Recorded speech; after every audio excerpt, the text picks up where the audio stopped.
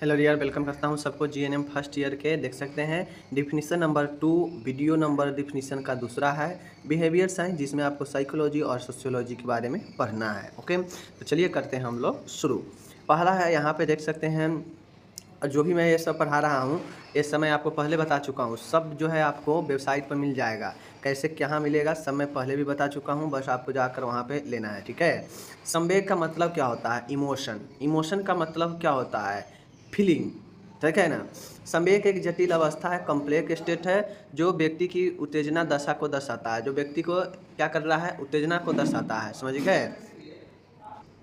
तो संवेग एक जटिल अवस्था है। अब जटिल अवस्था इसलिए है क्योंकि यह जो है उत्तेजित अवस्था को दर्शाता है। उत्तेजित अवस्था कहने का मतलब है कि व्यक्ति संवेग फीलिंग जो होता है, व्यक्ति का जो मन का भाव होता है, एक प्रकार से इमोशन को हम लोग भाव भी कहते हैं। समझ गए। संवेग कहिए या इमोशन को फीलिंग कहिए, भाव कहिए, भाव भी कह सकते हैं कि कौन सा व्यक्ति का जो है मन का क्या भाव है, वही उसका संवेग कहलाता है। जैसे कोई व्यक्ति क्रोधित होता है, दुख होता है, ठीक है, अलग अलग दर्द का अनुभव करता है, वह सब एक संवेग ही है। मन का भाव जिस प्रकार से बनेगा वही जो है आपके इमोशन होगा। या तो निगेटिव रूप से बनता है या तो पॉजिटिव रूप से। जो पॉजिटिव बनेगा वह संवेग जो है व्यक्ति को पॉजिटिव वाला होगा, जो निगेटिव बनेगा वह निगेटिव वाला संवेग होगा। तो यही जो है व्यक्ति को जीवन भर चलते रहता है, जिसके अंतर्गत व्यवहार, चेतना, अनुभव, आंगिक क्रियाएं सम्मिलित होता है। समझ गए चीज़ें को।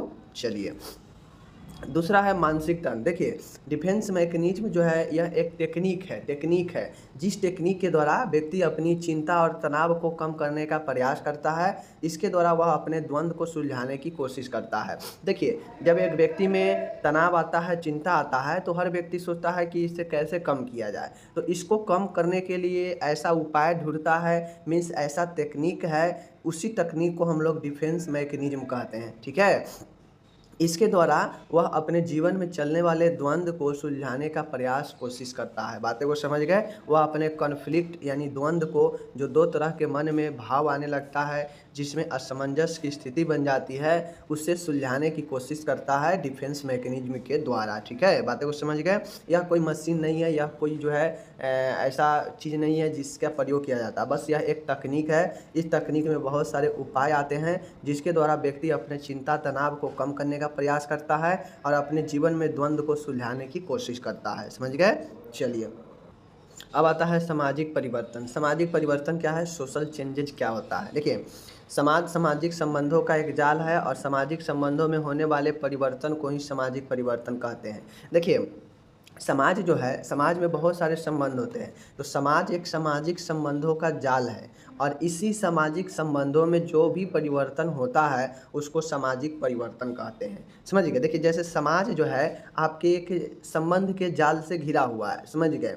अब ये जो सामाजिक संबंध है, इसी सामाजिक संबंध में जो कोई भी चेंज होता है, परिवर्तन होता है, तो वह समाज में भी परिवर्तन लाता है। यानी संबंध जो है, ये संबंध जो है प्रोपोर्शनल टू है किसके? चेंज के। अगर संबंध में चेंज होगा तो समाज में भी चेंज होगा। बातें को समझ रहे हैं ना। सामाजिक संबंध में जहाँ जो है परिवर्तन हुआ, वहाँ सामाजिक परिवर्तन में भी जो है परिवर्तन आ जाता है। इसीलिए समाज जो है एक सामाजिक संबंधों का जाल है और इस जाल में होने वाले परिवर्तन को ही सामाजिक परिवर्तन कहते हैं। ठीक है।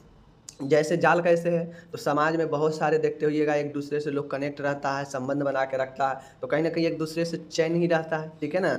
चलिए, परिवर्तन का समान अर्थ है किसी क्रिया या वस्तु की पहले की स्थिति में बदलाव आ जाना। देखिए, परिवर्तन का मतलब होता है कि कोई काम अथवा कोई वस्तु, कोई क्रिया अथवा कोई वस्तु पहले की स्थिति में बदलाव आ जाना। पहले कहीं और था, अब कहीं और आ गया। पहले कुछ और था, अब कुछ और हो गया। तो यही तो परिवर्तन होता है, बदलाव ही परिवर्तन है। ठीक है।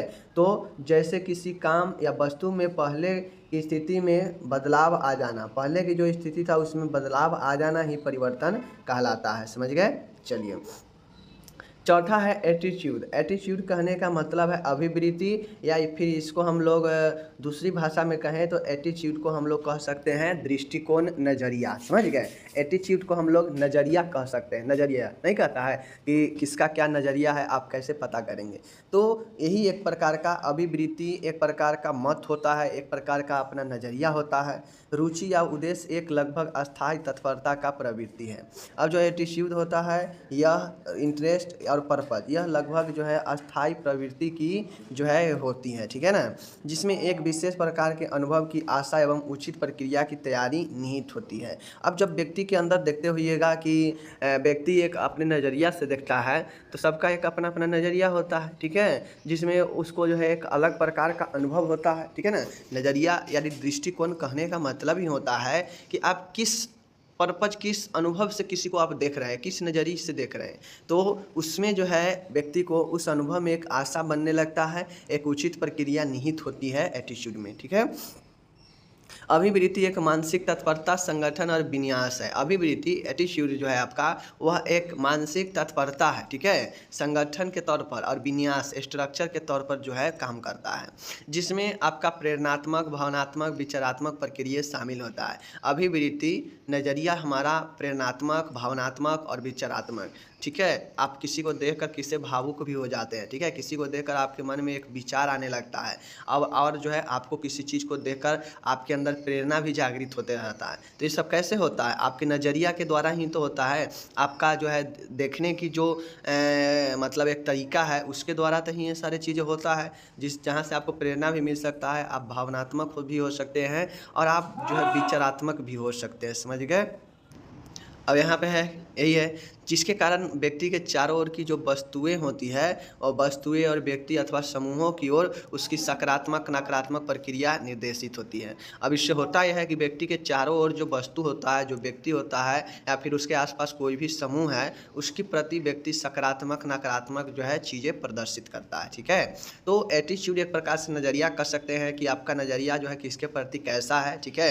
आप नज़रिया जो है व्यक्ति का जो है एक मानसिक तत्परता है, मीन्स अभिवृत्ति एक मानसिक तत्परता है, संगठन है, विन्यास है, जिसमें व्यक्ति को प्रेरणा मिलता है, भावनात्मक और विचारात्मक प्रक्रिया भी शामिल होती है, ठीक है। व्यक्ति के चारों ओर वस्तु, व्यक्ति, समूह, उसकी सकारात्मक और नकारात्मक प्रक्रिया निर्देशित होती है एटीट्यूड में, ठीक है। अब आता है आदत, हैबिट क्या है। देखिए, आदत किसी क्रिया को लगभग एक ही प्रकार से कई बार दोहराए जाने का परिणाम है। देखिए, आदत का मतलब क्या होता है? हैबिट, कि किसी काम को आप बार बार करते हैं, रिपीटेड में करते हैं, तो वही एक आदत जो है बन जाती है, समझ गए। तो आदत किसी क्रिया को लगभग एक ही प्रकार से कई बार दोहराए जाने का परिणाम है, बिल्कुल है। परिणाम मतलब क्या होता है? रिजल्ट। आप किसी काम को बार बार करते रहिएगा तो उसका रिजल्ट यही आएगा कि आपको आदत बन जाएगा उस काम को करने का, ठीक है। तो वही कहता है कि आदत किसी काम के लगभग एक ही प्रकार से, मतलब एक ही तरीका से कई बार आप दोहराते हैं तो उसका रिजल्ट यही आता है कि आपकी उसकी आदत पड़ जाती है और आप बार बार उसी चीज़ को करते लगते हैं, ठीक है, आदत बन जाती है।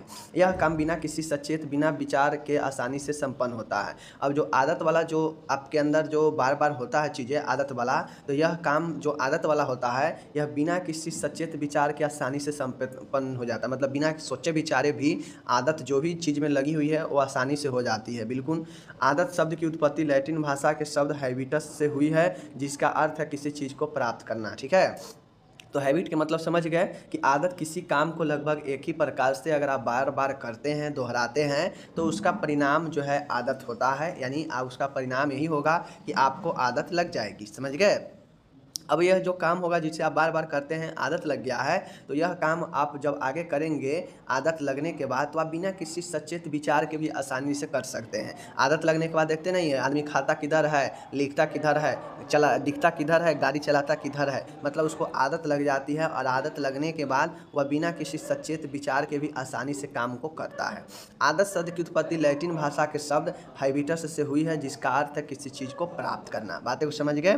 चलिए, छठा है सीखना या अधिगम। सीखना या अधिगम का मतलब होता है कि अनुभव और प्रशिक्षण के द्वारा व्यवहार में परिवर्तन लाना ही सीखना या अधिगम है। देखिए, सीखना या अधिगम, लर्निंग का मतलब क्या होता है कि अनुभव या प्रशिक्षण यानी ट्रेनिंग के द्वारा, पढ़ाई लिखाई के द्वारा अपने व्यवहार में जो परिवर्तन लाते हैं वही जो है सीखना या अधिगम है, ठीक है। तो सीखने का मतलब क्या होता है? नए नए चीज़ों को अपने अंदर समाहित करना, और जब आप नए चीज़ों को लाते हैं तो कहीं ना कहीं कुछ ना कुछ परिवर्तन दिखता है। तो वही कहता है आप अपने अनुभव से या अपने प्रशिक्षण के द्वारा व्यवहार में परिवर्तन लाना ही सीखना या अधिगम कहलाता है, ठीक है। चलिए, मेमोरी क्या होता है? तो मेमोरी कहने का मतलब है मेमोरी मतलब क्या होता है? किसी चीज़ का स्टोरेज। तो स्मृति एक मानसिक प्रक्रिया है, यह हमारे मन की ब्रेन का मेमोरी की बात कहा जा रहा है, ठीक है, समझ गए। तो स्मृति भी एक मानसिक प्रक्रिया है जिसमें व्यक्ति अनुभव किए गए मतलब व्यक्ति अपने अनुभव किए गए चीज़ों को अथवा सीखे गए अनुभवों को मस्तिष्क में संग्रह करके रखता है। तो स्मृति एक मानसिक प्रक्रिया है, मेंटल प्रोसेस है, जिसमें व्यक्ति कुछ भी एक्सपीरियंस करता है, ठीक है, जो भी उद्दीपक या जो भी चीज़ें सीखे रहते हैं व्यक्ति उसको जो है मस्तिष्क में संग्रह करके रखता है, कौन? मेमोरी, ठीक है। तथा आवश्यकता पड़ने पर इन उद्दीपकों तथा अनुभवों को चेतन मन में लाता है। तथा जब जरूरी पड़ता है व्यक्ति को स्टोरेज चीज़ें जब जरूरी रहती है तो व्यक्ति कैसे निकालता है? ज़रूरत पड़ने पर, जैसे पढ़ाई अभी कीजिएगा लेकिन कुछ महीनों के बाद आपका एग्ज़ाम होगा तो उस समय कैसे याद आ जाता है? तो आप याद करते हैं अनुभव को आवश्यकता पड़ने पर, तब जाके वह आपके चेतन मन में लाता है और आप लिखते हैं। जैसे छात्र द्वारा याद किए गए प्रश्न को परीक्षा में पूछने पर उत्तर लिखना, ठीक है, यही तो वही चीज़ें हैं। तो मेमोरी एक आपका क्या है? मानसिक प्रक्रिया है। अब जिसमें व्यक्ति किए गए उद्दीपकों अथवा सीखे गए, जिसमें व्यक्ति कुछ अनुभव करता है, कुछ चीज़ सीखा हुआ है या कोई भी चीज़ें है उसको मस्तिष्क में जो है संग्रह करके कौन रखता है? यही मेमोरी ही रखता है। तथा आवश्यकता जब भी पड़ता है तो इन उद्दीपकों का या सीखे अनुभवों का अपने चेतन मन में लाता है, समझ गए। अब ये मेमोरी एक प्रकार का स्टोरेज है। अब चूँकि ये वाला मेमोरी नहीं कि जो हम मोबाइल वगैरह चिप वगैरह लगाते हैं, ये मन का मेमोरी है। अब ये मन का मेमोरी है, मन में भी तो कहीं ना कहीं मेमोरी होगा ना, तभी तो हम कभी कोई चीज़ देखते हैं या कभी कोई चीज़ जो है सुनते हैं या पढ़ते हैं, लेकिन बहुत दिनों के बाद तक मन में रहता है, स्टोरेज याद रहता है, ज़रूरी पड़ने पर वह वापस आता है हमें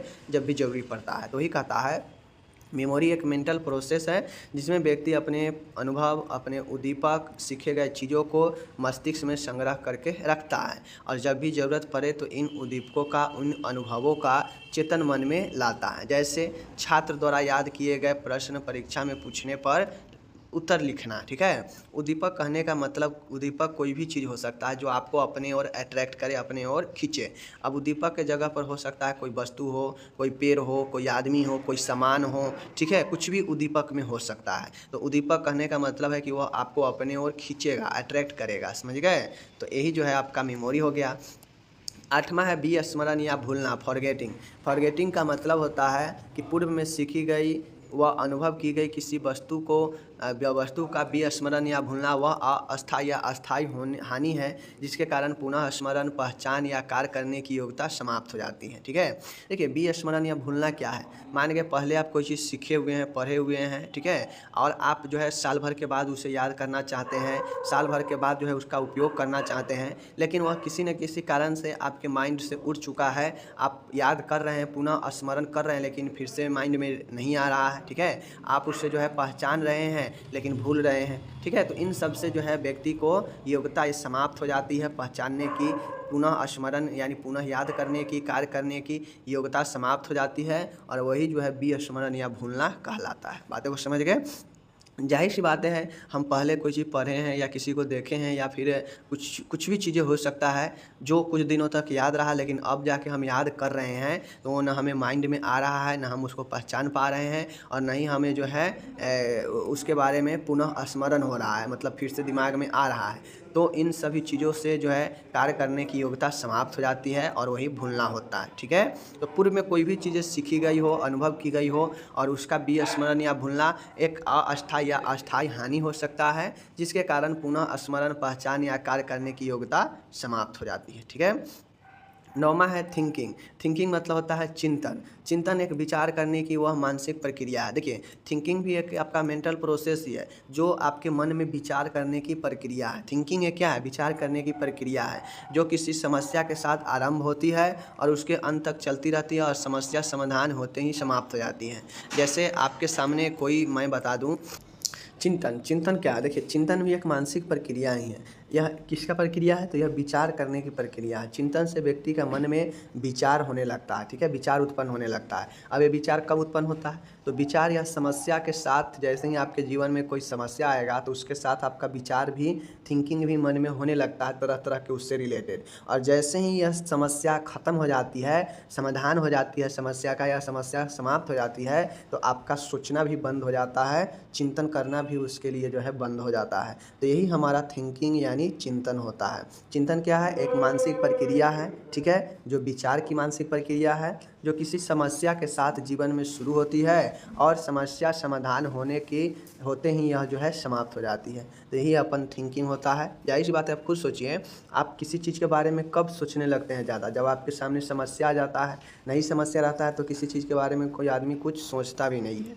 ओके, 10वां नंबर है रीजनिंग, तर्क। तर्क का मतलब होता है कि निष्कर्ष या निर्णय लेने के लिए किसी चीज़ के बारे में तार्किक तरीके से सोचने की प्रक्रिया ही रीजनिंग कहलाती है। अब देखिए होता क्या है, आपको कोई निर्णय लेना है, ठीक है, कोई निष्कर्ष निकालना है और आप उसके बारे में जो है तार्किक रूप से सोचते हैं, मतलब लॉजिकल सोचते हैं, और वही प्रक्रिया जो है आपको रीजनिंग कहलाता है। रीजनिंग से आप समस्या समाधान भी निकालते हैं, ठीक है। रीजनिंग से जो है आप अपने समस्याओं को सुलझाने का प्रयास करते हैं, ठीक है। अपने तार्किक रूप से चीज़ों को बढ़िया तरीके से परिणाम निकालते हैं रीजनिंग के द्वारा। तो रीजनिंग एक निष्कर्ष और निर्णय लेने की, किसी चीज़ के बारे में तार्किक तरीके से सोचने की प्रक्रिया है जो रीजनिंग कहलाती है। रीजनिंग नॉर्मल सी बात है कि यह तार्किक लॉजिकल तरीके से चीज़ों को सोचा जाता है और उससे जो है व्यक्ति अपना निष्कर्ष व निर्णय निकालता है, और वही जो है रीजनिंग कहलाता है। समझ गए? तर्क कहलाता है। 11 है समस्या समाधान, प्रॉब्लम सॉल्विंग। प्रॉब्लम सॉल्विंग का मतलब क्या होता है? समस्या का समाधान।